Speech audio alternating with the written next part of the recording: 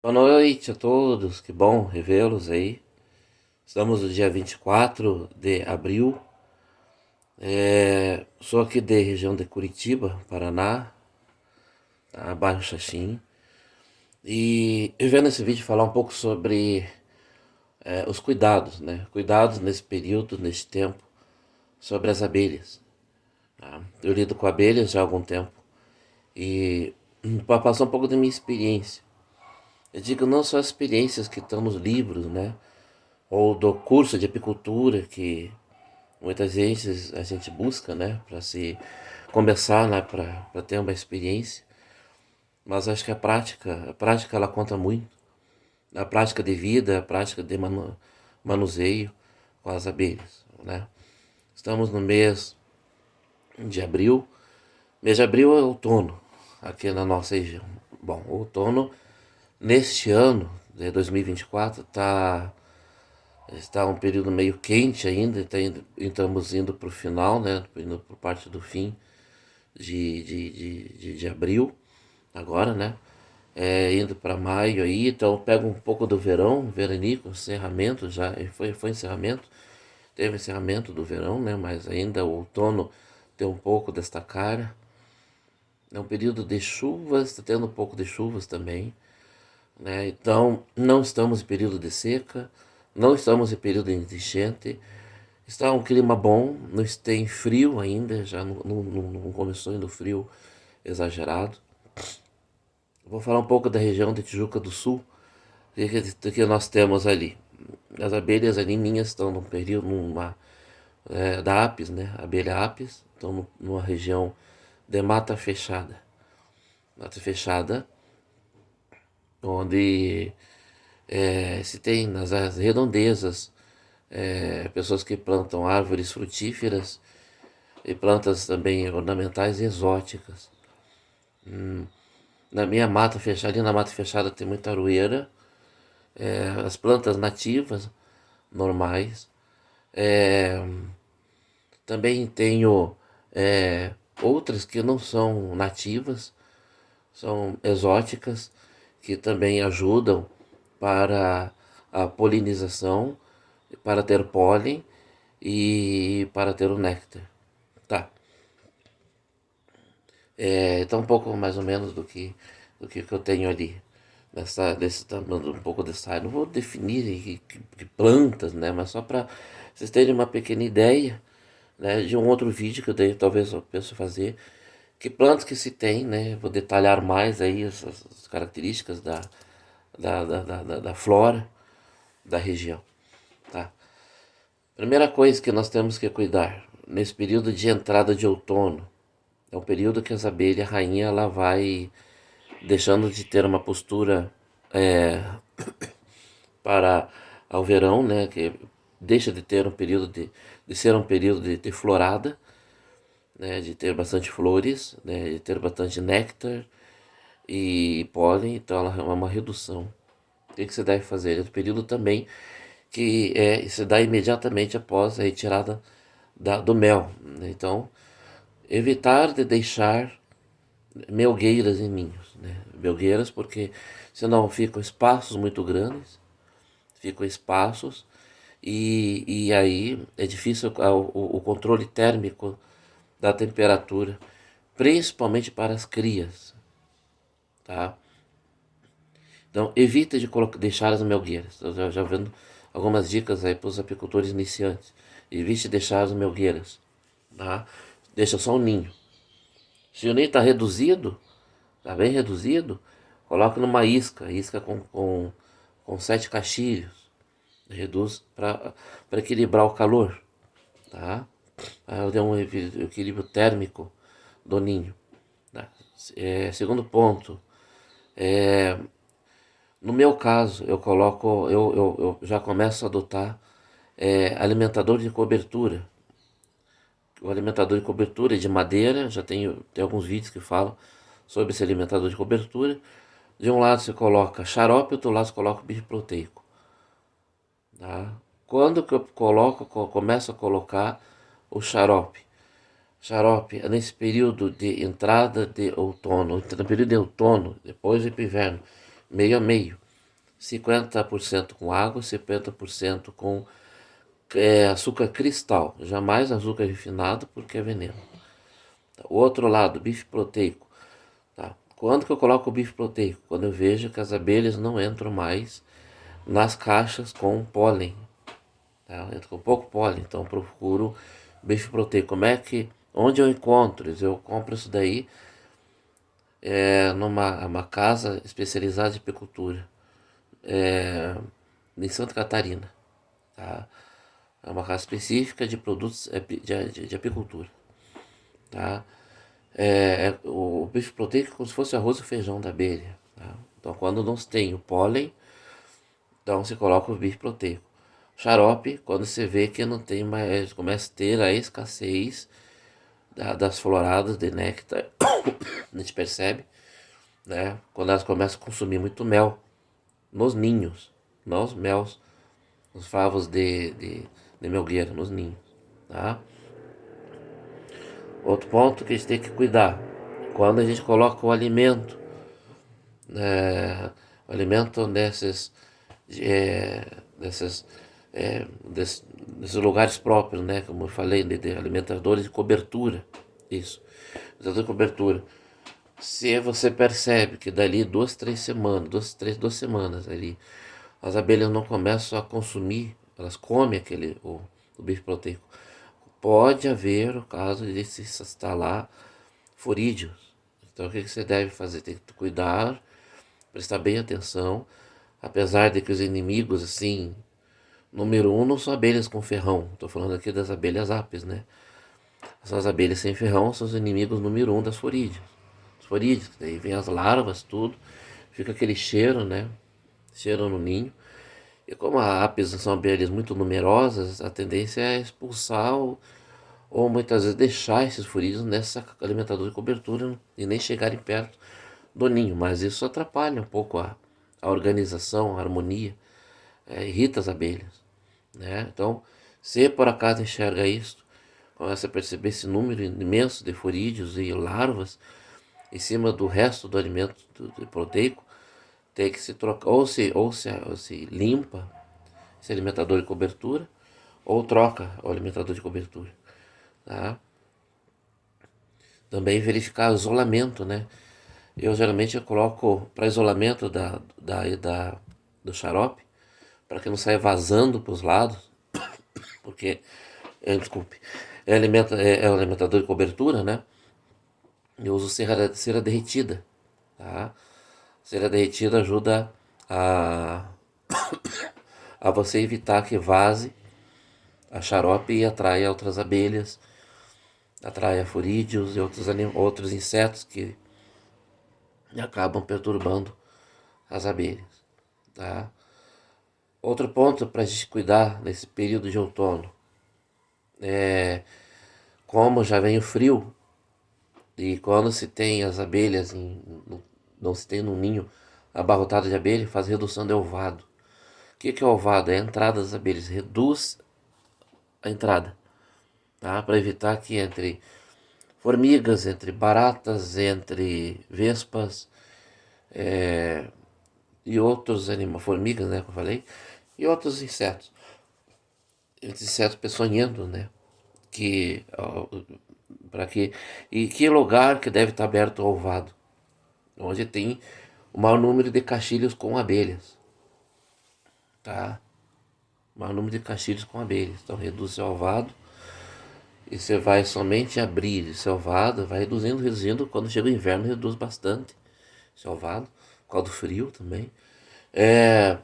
Abre só na primavera que ele retoma o ovado total, tá? Então, essa abertura tem que deixar aonde se encontra os caixilhos de maior número. Esqueci de falar que, no caso do xarope, né, o xarope, quantidade de para colocar. Aí nós temos que ver quantos caixilhos de cobertura, quantos caixilhos as abelhas ocupam. Eu pego um caixilho ali de cobertura, com várias abelhas, né? Uma parte com muita abelha, é como se fosse 200 ml ali. tá? 200 ml, então se tem mais um outro caixilho também repleto de abelha de um lado para o outro, mais 200 ml, então são 400. Se tem um outro caixilho que você está repleto de abelha só de um lado, ou uma parte de abelha de um lado do outro, então não sei se 200 ml, 100 ml. Então fica 500, vai somando os caixilhos, vai somando. 200 ml, 200 ml para cada caixilho repleto de abelha, tá? Isso é o que eu digo para você. Eu tenho que ter isso daí. Então faz cálculo e de qual a quantia? Olha, depende muito da região, depende do local da região. Você tem que ver o termômetro pela entrada e ter que acompanhar de vez em quando. Você tem que abrir os ninhos, abrir a caixa para ver a quantidade de entrada e quanto está entrando. Se você vê que a escassez é grande, então tem que ser toda semana. Então pega ali um dia da semana, vai lá e abastece elas, tá? Repito, como é outono, então é sem suplemento alimentar, tá? Sem suplemento, quer dizer, que dê aquela postura forte da rainha, porque não é primavera, tá indo para o inverno. Então 50 a 50%, metade a metade. Pode ser ou fervido, aí tem que esperar esfriar, ou mexido, com uma colher de pau ali, vai mexendo até dissolver bem. Eu coloco geralmente um limão inteiro, espremo, né, o limão, porque quebra os aminoácidos, né, dá a quebra da cadeia alimentar, das coisas tudo ali para haver uma maior digestão das abelhas, tá? É, outro ponto que devemos falar, sobre bife proteico. Bife proteico a cada 15 dias, 15, 20 dias, ou bife proteico, tá? Sobre o xarope, então repito, daí você vai ter que examinar. Se tem, não está tendo entrada, toda semana. Se está tendo uma meia entrada, cada 15 dias. Tá? Se está entrando pólen, não precisa de bife proteico. Se está tendo uma escassez de pólen, porque eu repito, é o feijão, arroz e feijão delas. É o alimento também para as crias os primeiros dias. É alimento para criar também a geleia real para a rainha. Tá? Então, se tem uma meia entrada, aí já começa a se preocupar em colocar. Começando a colocar. Se às vezes não vem entrando, toda semana você vai examinando se você precisa colocar o bife proteico. Tá? Então tem que estar sempre acompanhando. A cada caixilho, 50 ml de bife proteico. Tá? Isso é muito importante saber. Aonde que estão ali, por exemplo, estão as abelhas? Aí, no meu caso, como vocês podem perceber, é uma mesa eletrificada. Eletrificada para evitar os animais maiores subirem a mesa e causarem uma destruição. Tá? E os pés, aí você tem que colocar ou colocar alguma forma de obstáculo, tá? Aí tem vários materiais que você pode, que o mercado aí sugere, né? Até uma pasta, seja um pasta, seja um adesivo que é colante, né? Assim, na parte externa, né? Onde a formiga acaba ficando ali. Então é uma forma que não suba as formigas ou outros insetos. Tá? Você pode colocar na base dos pés e fazer sempre a revisão. Tá? Outro ponto muito importante, evitar um apiário que seja um local úmido. Então tem que ter um equilíbrio de sol e sombra. Isso é muito importante também. Então ter esse equilíbrio, tá? Sol e sombra. Não ter muita umidade porque isso aí pesteia, né? Pode causar doenças dentro do enxame. Cuidado também nesse período, quando você tem um ninho meio fraco, além dos forídeos, além da alimentação equilibrada e balanceada, você tem que cuidar desses ninhos.